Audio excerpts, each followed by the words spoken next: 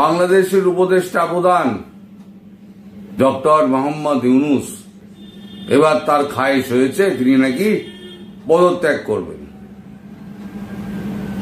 এখন তার মনে পড়েছে, না, সব দল যদি আমার পাশে এসে না দাঁড়ায় তাহলে পরে আমার পক্ষে সরকার চালানো সম্ভব নয়। এতদিন পর্যন্ত কোনো দলের কথা তার মনে পড়েনি। এখন যখন বিপদে পড়েছে, যখন দেখছেন চারদিক দিয়ে তার দিকে সমস্ত তীর ঘুরে আসছে, তখন তিনি বলে দিয়েছেন, আমার পক্ষে আর সম্ভব নয়, আমি পদত্যাগ করব। আপনার দেশে একটা ভালো কথা আছে, নাটক কম করো প্রিয়। তা এখনো সেই নাটক কিন্তু চলে যাচ্ছে। আপনারা সবাই বলছেন নাটক ফাটক করছে, আর লোকটা সত্যিও তো বলতে পারে। আপনারা এই যে বলে যাচ্ছেন নাটক করছে নাটক করছে, সত্যি কথাও তো বলতে পারে। তা আপনারা বিশ্বাস করছেন না কেন? আমার এটা নিয়ে কিন্তু বড় অভিযোগ রয়েছে আপনাদের প্রতি।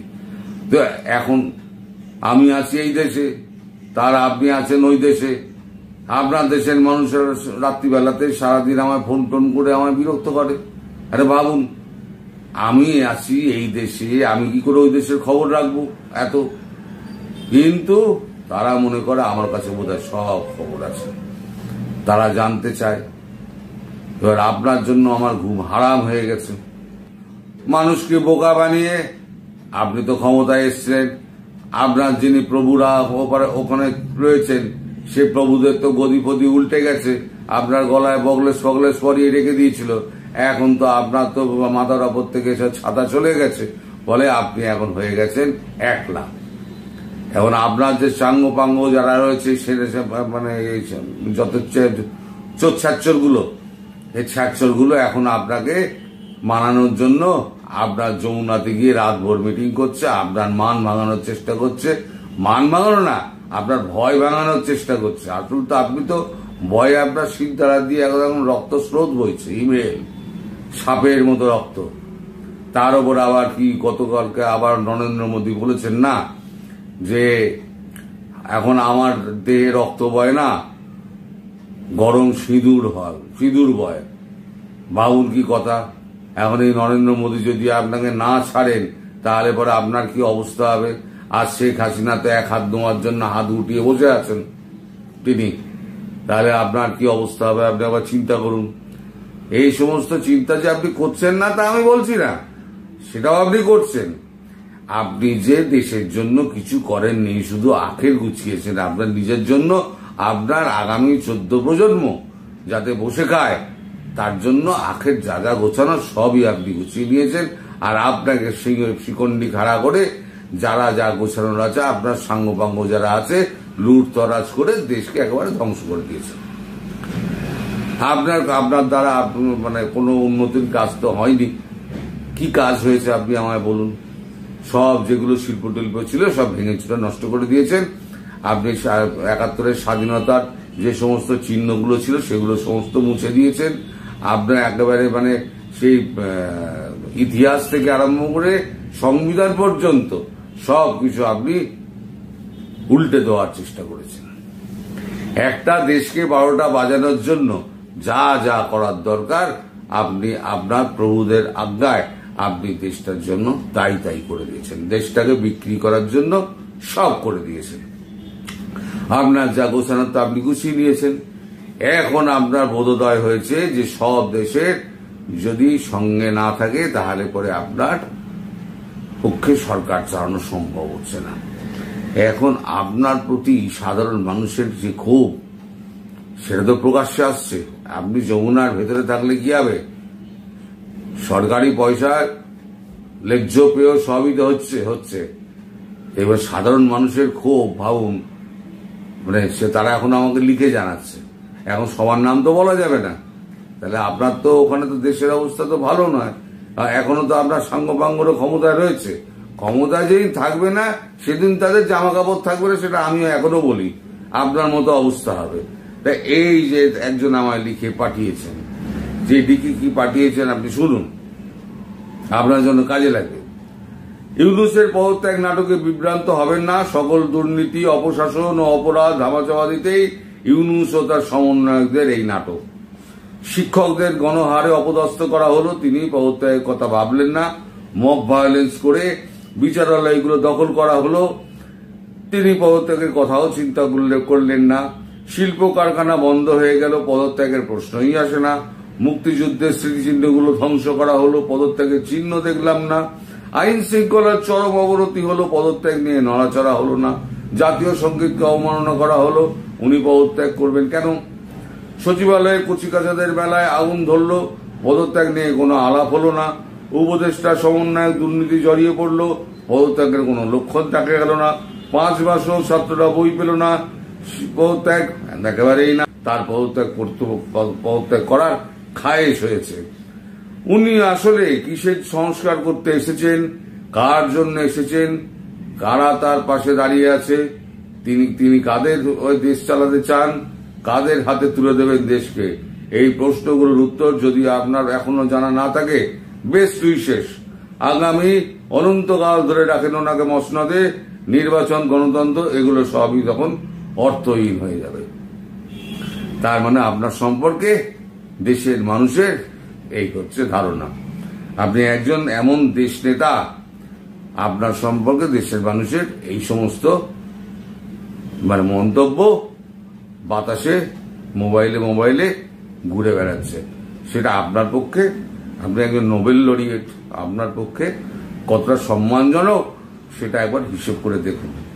তাছাড়া আপনার ওই 26 অক্ষর নামের যে ভূঁইয়া আছে না, তাদের নাম আমি আজকে প্রথম জানলাম, একেবারে টোটো জানলাম নামটা। তার নাম আসিফ মামুন সজীব ভূঁইয়া, একটা দুটো না, 26 অক্ষরের নাম। তিনি লিখছেন, আওয়ামী লীগ, নর্থ সেনাবাহিনী আর দিল্লি জোটভুক্ত হয়ে যে কুমির ডেকে আনছেন তা আপনাদেরই খাবে। You are not one of them, just co-opted temporarily. আমাদের না আছে মরার ভয়, না আছে হারাবার কিছু, একমাত্র আফসোস গণতান্ত্রিক রূপান্তর আর এদেশের মানুষের ভাগ্য কোনোটাই ইতিবাচক পথে যাবে না আর কি। স্বপ্ন দেখে স্বপ্ন ভঙ্গের কষ্টই বোধহয় এদেশের ভাগ্যে আছে। আসলে ভয় থেকে লিখছে, এই যে না লিখছে না, আমাদের না আছে মরার ভয়, না আছে হারাবার কিছু, হারাবারও রয়েছে, মরারও ভয় রয়েছে। জানে ডক্টর ইউনূস যদি পালিয়ে যায় তাহলে পরে নিমেষের মধ্যে সরকার ভেঙে যাবে, আওয়ামী লীগ হই হই করে রাস্তায় নেমে আসবে, সাধারণ মানুষ আওয়ামী লীগকে সঙ্গে নেবে, নিয়ে আপনাদের ওই যমুনায় ঢুকে যে কাণ্ডটি আপনারা করেছিলেন 5ই আগস্ট, তার ডবল ঘটনা ঘটাবে ওই যমুনার মুখে। তাই একজন এই সমস্ত লিখেছেন। আর কালাপাইটটা হাসনাত, তিনি একদিন তো সেনাবাহিনীকে গালাগাল করতেন, এখন তিনি লিখছেন প্রয়োজনে সেনাবাহিনীর সঙ্গে কাঁধে কাঁধ মিলিয়ে লড়াই করব। বোঝো কাণ্ড।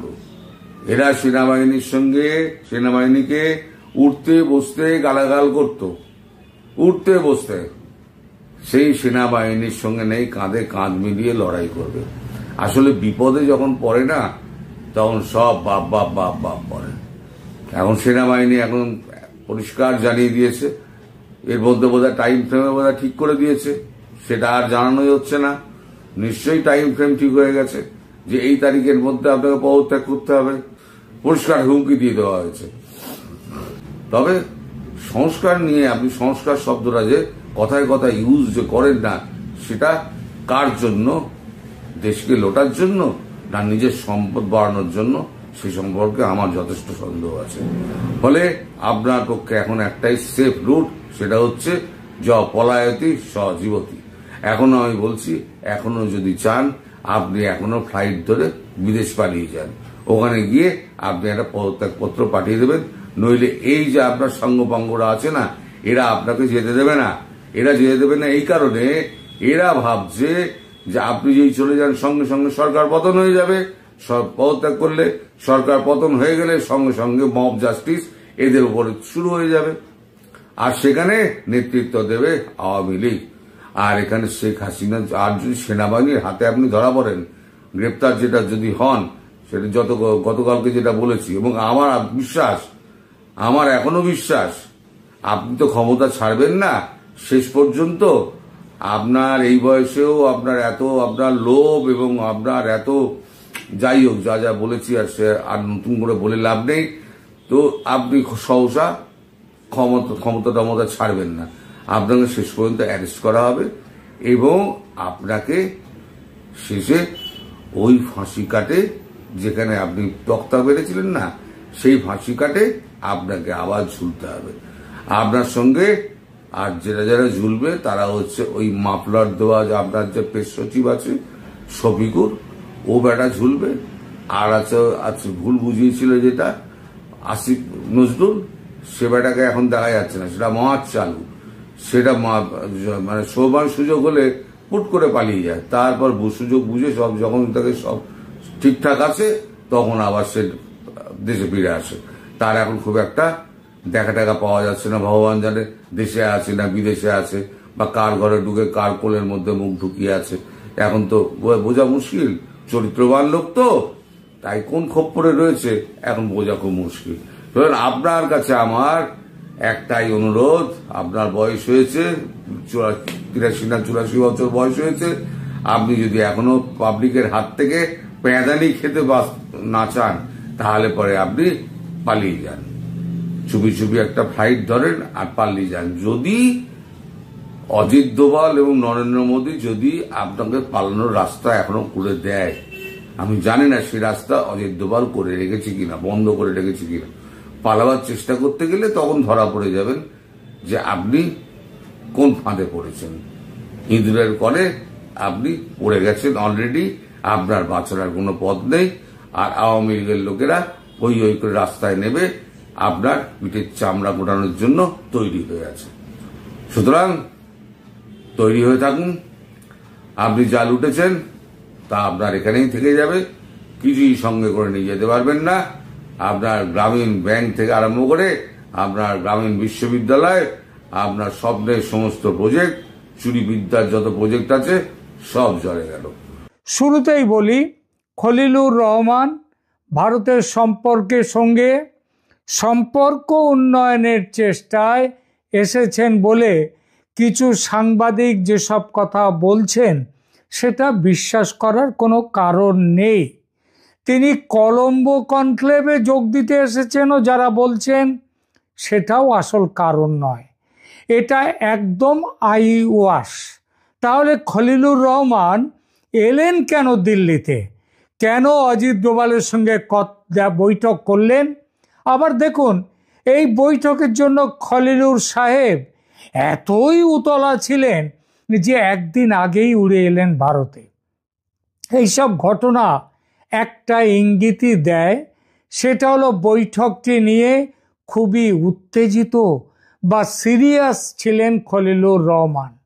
এবং খলিলুর রহমান সিরিয়াস হওয়া মানে মোহাম্মদ ইউনূসের সিরিয়াস হওয়া, আর ইউনূস সিরিয়াস হওয়া মানে বাংলাদেশের বর্তমান শাসকদের এবং যে দলগুলো এই সরকারের সঙ্গে আছে তারা সবাই সিরিয়াস।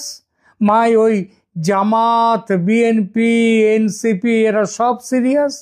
মনে রাখা ভালো, খলিলুরের সফরে জামাতের আপত্তি থাকলে এই সফরে তিনি আসতেন না।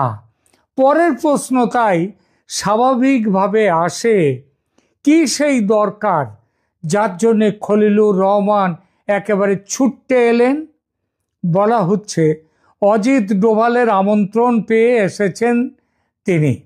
আমন্ত্রণ কিন্তু গেছে ওই কলম্বো কনক্লেভের আয়োজক দেশ হিসেবে, কোনো ব্যক্তিগত ভালোবাসাবাসী থেকে নয়। এর আগে গত অক্টোবরে, এই 1 মাস আগে, এবারের চেয়ে অন্তত 100 গুণ বেশি 2টি আন্তর্জাতিক সম্মেলন হয়েছিল দিল্লিতে। যথারীতি নিমন্ত্রণ গিয়েছিল বাংলাদেশে, আসার কথা ছিল সেনা প্রধান ওয়াকারুজ্জামানের, তিনি আসেননি। এর অর্থ খলিলুর কথা বলতে চেয়েছেন ভারতের সঙ্গে, মানে মোহাম্মদ ইউনূস সাহেব কথা বলতে চেয়েছেন ভারতের সঙ্গে, আর ভারতও চেয়েছে এই সময় কিছু কথা বলতে বা শোনাতে। তাই দ্বিপাক্ষিক বৈঠক হয়েছে। সেটা খলিলুর চেয়েছেন দ্বিপাক্ষিক বৈঠক, এবং ডোভালও অরাজি হননি।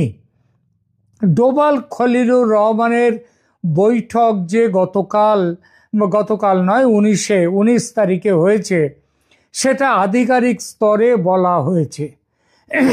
তবে কি কথাবার্তা হয়েছে সে বিষয়ে দুই দেশের সরকারি মহল কিছু বলেনি। তবু খবর তো আর চাপা থাকে না।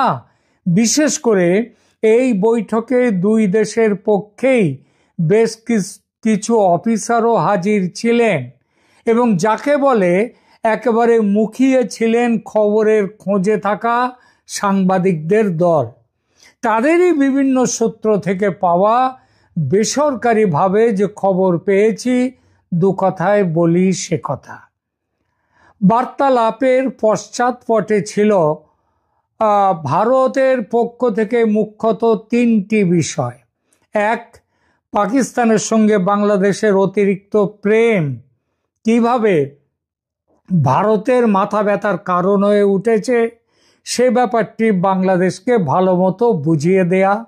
2, বাংলাদেশ যেভাবে ইউনূস সরকারের মদতে জঙ্গিদের স্বর্গরাজ্য হয়ে উঠেছে, সেটা ভারতের শান্তি ও সুস্থিতির পক্ষে যে রীতিমতো বিপজ্জনক, সেটা খলিলুর রহমানকে বুঝিয়ে দেয়া।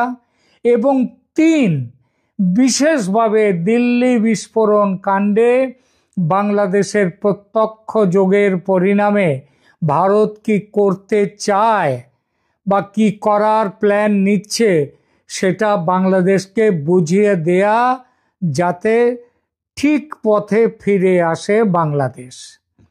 আর খলিলুর রহমানের কাছে আলোচনার একটি ছিল এজেন্ডা, ভারত যেন বাংলাদেশে অপারেশন সিন্দুর পার্ট 2 কিংবা নতুন নামে কোনো সার্জিক্যাল স্ট্রাইক না করে।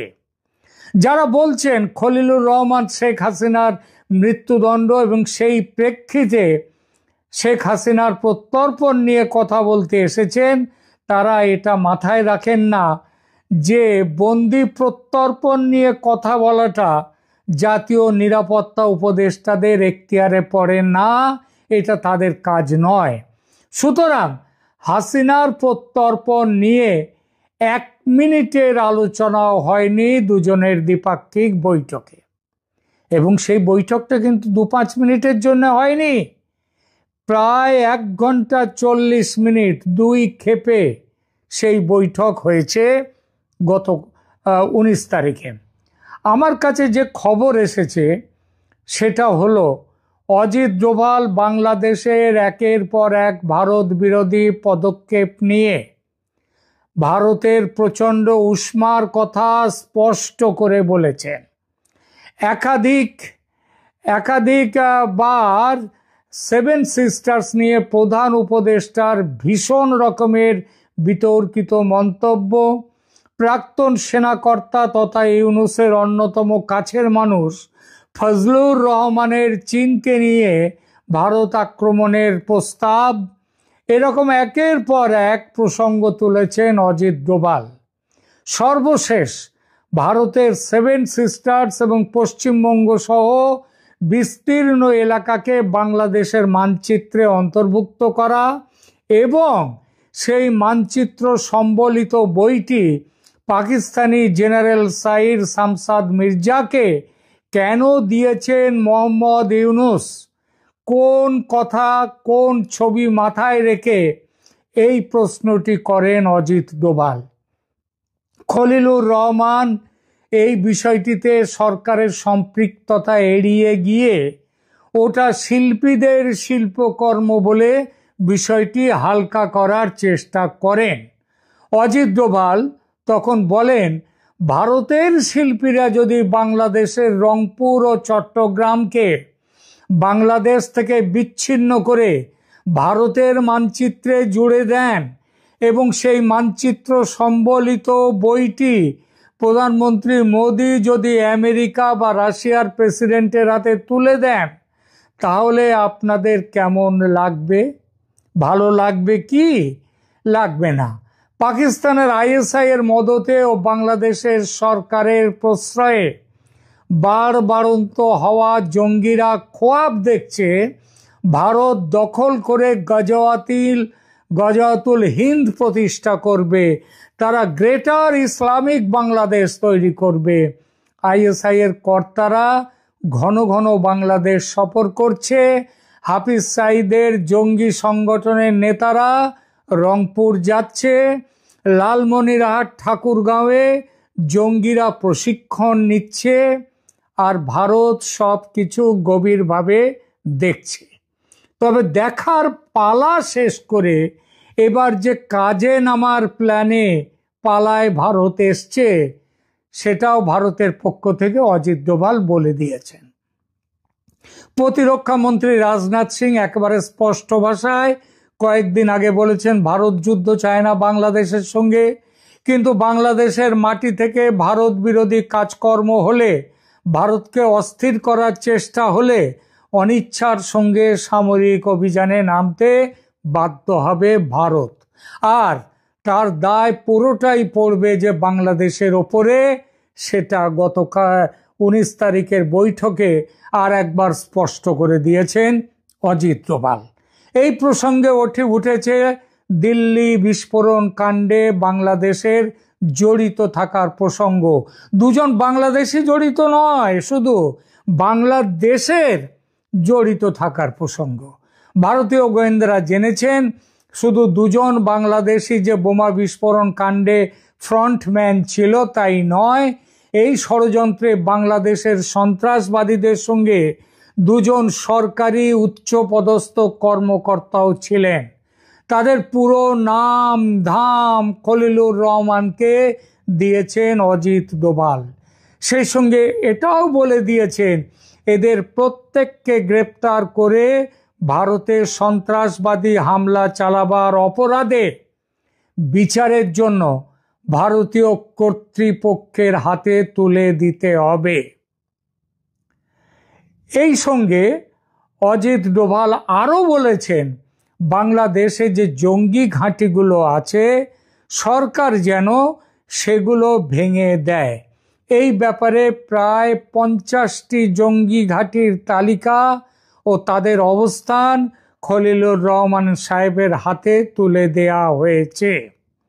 পাকিস্তানের সঙ্গে সম্পর্ক স্বাভাবিক করা বাংলাদেশের অধিকার, সার্বভৌম অধিকার, কিন্তু সম্পর্ক স্বাভাবিক করার আড়ালে ভারতকে অস্থির করার চেষ্টা হলে ভারত যে সেটা চুপ করে দেখবে না, সেটাও জানিয়ে দিয়েছেন অজিত ডোভাল।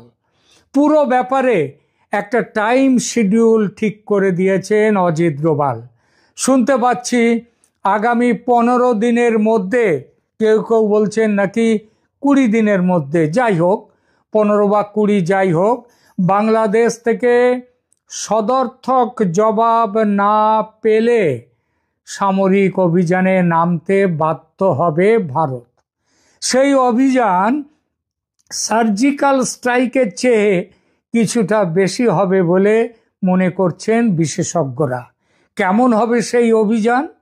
প্রথমত জঙ্গি ঘাঁটি গুড়িয়ে দিতে সার্জিক্যাল স্ট্রাইক, এবং once for all Siliguri corridor বা চিকেন স্নেক এই সুযোগে চিরদিনের মতো চওড়া করে নেয়া, মানে সেটা করতে গেলে পুরো রংপুর ডিভিশনকে ভারতে যুক্ত করে নেয়া।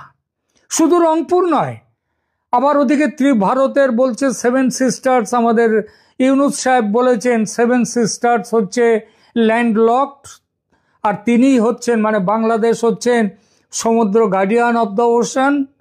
সুতরাং ত্রিপুরা থেকে সিধা সমুদ্রে যাওয়ার দূরত্ব মাত্র 28 কিলোমিটারের মতো।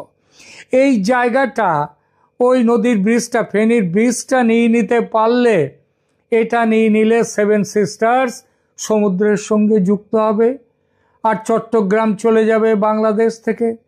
আর বাংলাদেশ 3 দিক নয়, তখন 4 দিক দিয়ে ঘেরাবন্দি হবে ভারতের কাছে। এই খবর শেখ হাসিনার কানে যে পৌঁছয়নি তা নয়, তিনি আপ্রাণ চেষ্টা চালাচ্ছেন বাংলাদেশকে অক্ষত অবিভক্ত রাখতে, কারণ তিনিও তো এটা মানতে পারেন না। কিন্তু তার তো আবার ফাঁসির আদেশ হয়ে গেছে। ভারতকে ঠেকাবার ক্ষমতাই যে তার হাতে নেই। খলিলুর রহমান দেশে ফিরবার পর ইউনূসকে সব বলবেন, তবে মাঝখানে মাত্র 15 কিংবা 20 দিন। তার মধ্যে বাংলা সরকারকে ঠিক করতে হবে তারা দেশকে অখণ্ড রাখতে চায় নাকি বেশ কয়েকটা ভাগে ভাগ করতে চায়। ভারতের বেঁধে দেওয়া টাইম বোমা কিন্তু টিক টিক টিক টিক করে চলছে। এখন সিদ্ধান্ত বাংলাদেশের, বাঁচতে চায় না মরতে চায়।